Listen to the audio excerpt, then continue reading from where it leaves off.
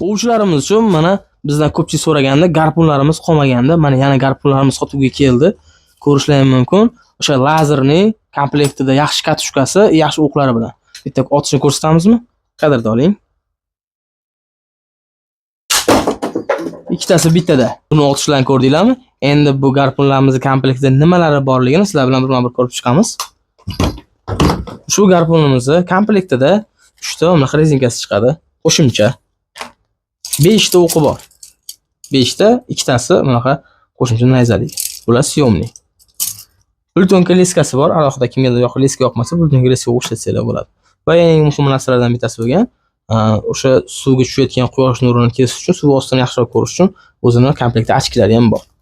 Komplektimizda yana bitta chexol, buning ichida o'sha garpunimiz bor. Garpunimizni ko'pchilik tushunmabdi.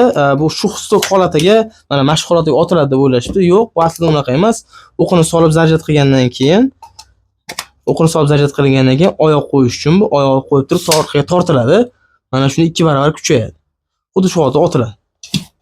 Xo'p, yana mana bunaqa sifatli temirli katushkasi bor. Bizdan ko'pchilik so'radi, katushkasining markasi qanaqa degan. Mana CA25. Mana. Endi tushundim buni. Qaynalishini og'irroq yengilroq qilish uchun va xalosni holatga o'tkazish uchun knopkalari bor. Lazerli pritsel bor. Lazerli pritsel, ligrovoshinlari bor. Orqasidan batareyaga tushadi. Mana shu joydan bosib yoqiladi. Ushbu lazerli pritselning batareyasini qayta quvvatlash uchun mana bunaqa o'zining zaryadchiklari ham bor.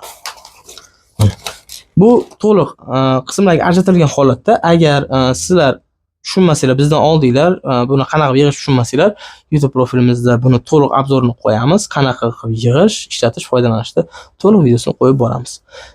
Qani ketdik. Hozirgi kunda mana shu garpunimizni foydalangandan keyin albatta chivindan qarshi vosita albatta kerak. Mana sizlarga Kamarov chivinga qarshi vositalar. Bularni ham agar kerak bo'lsa bemalol qo'shib jo'natib beramiz. O'zbekiston bo'ylab dastavkamiz bor. Narxini bemalol pastdagi nomerlarga aloqaga chiqib bilib olsanglar bo'ladi. Hammalarga rahmat, sog' bo'linglar.